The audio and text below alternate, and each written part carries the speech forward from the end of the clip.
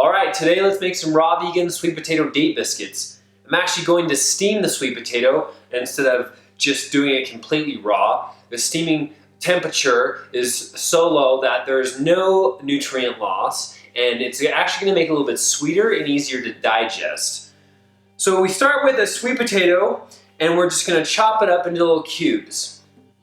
And once we do that, what I have is a steamer basket. It's just this metal insert that can go into my pot here, and then I'll just cover the lid like that. And I'm gonna steam my sweet potato for about 5 minutes. As soon as you can put a fork into it, and it just is very soft. So I'm gonna take the sweet potato and magically turn it into cubed and steamed. And we're going for a cup of sweet potato. I'm gonna take this masher here, and I'm gonna use this to get the sweet potato mashed down. And it's soft enough that this masher does the trick. You'd want something. I've done this recipe in my Vitamix before with some almond butter, because the almond butter is gonna be in this recipe, and that way I didn't have to mash it. If you don't have a high-speed blender though, all you will need is some sort of potato masher. Next up is almond butter, and this is gonna add some fat, some creaminess to the brownie recipe. I can't imagine any brownie not having fat, because the fat combined with the sweetness and whatever else you have in it is gonna give you that chewiness that I love in brownies. And I'm only gonna add a 1/4 cup. Maple syrup. I'm getting all these ingredients together first because I want to stir them up so it starts to make somewhat of a batter. Something that I can stir and get a nice consistency. And then later on I can add all the other stuff in and it'll just go into the batter really easy. I'm just going to stir this up. Get the almond butter and maple syrup all mixed together. Get all the chunks of the almond butter out of there. And then I'll notice it getting incorporated. You can see that the purple and the almond butter color are getting to this even consistency. I use purple sweet potatoes as much as possible. They have one of the highest amounts of antioxidants and phytonutrients out of all the sweet potatoes. I like the color for this recipe because it takes on a darker color, more like a brownie than the orange or yellow flesh sweet potatoes. I have 5 dates here, and I'm gonna chop these up, and I want about a 1/2 cup's worth. And this is gonna add some extra sweetness, and it's also gonna contribute to the chewiness that I love in a brownie. So I'm just gonna magically turn these dates into chopped dates, and there we go. Perfect size. They're about 1/4 of an inch. Stir those up a little bit. I'm noticing that the batter is pretty thick. And what I'm gonna do, just because I can, and you can too if you want, is put a little bit of milk in. Just a little bit. I have some fresh made cashew milk, and I'm gonna do about 3 tablespoons. This is going to make it a little bit easier when I add in my dry ingredients. Since it's a brownie, I'm gonna add 1/4 cup of cacao powder, 1 cup of almond meal. And this is pretty much an almond date coconut brownie. I'm using almond butter, I'm using almond meal, I'm using some shaved coconut, a little bit of coconut flour, and these flavors go really, really well together. 2 tablespoons coconut flour. Coconut flour is a really, really absorbent flour, so I don't use a lot of it in my recipes, but I do like the little bit of body it gives stuff. It's a high protein flour. It's got a lot of fiber, and it just adds a little bit of extra flavor.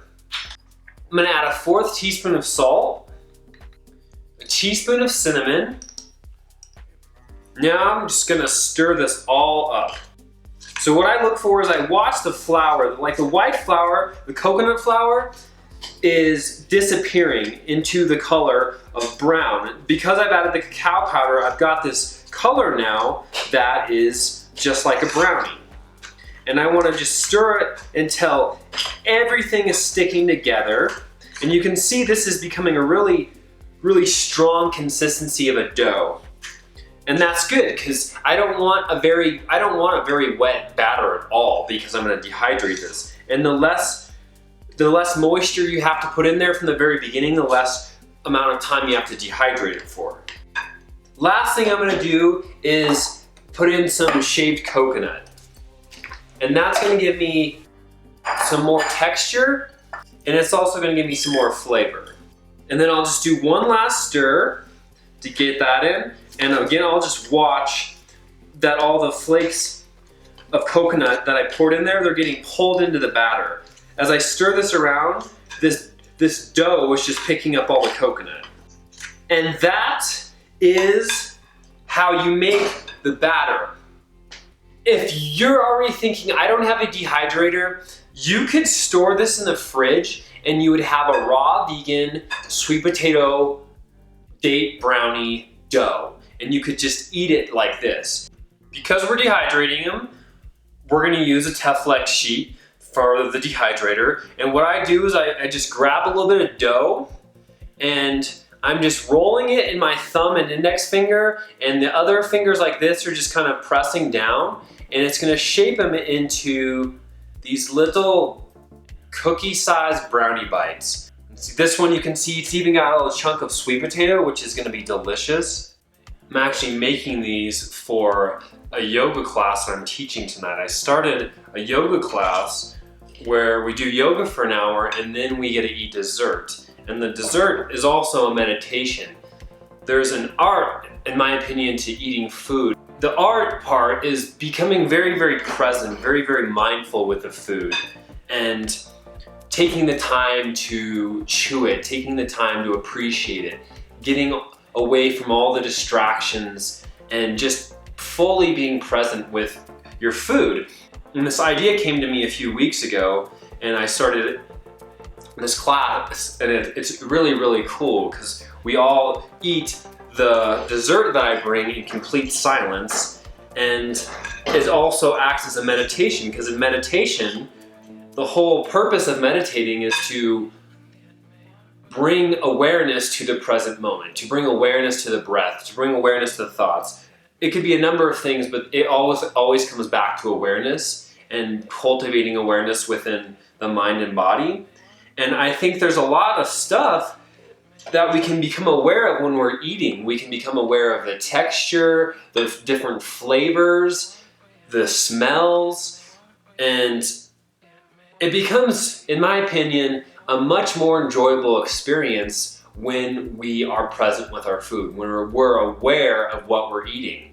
And that right there has been the biggest key for me to change my diet, is I became aware. I started thinking about what I was putting into my body. I started thinking about what certain foods would do to my body if I would eat them. And I started becoming aware of what it felt like to eat healthy.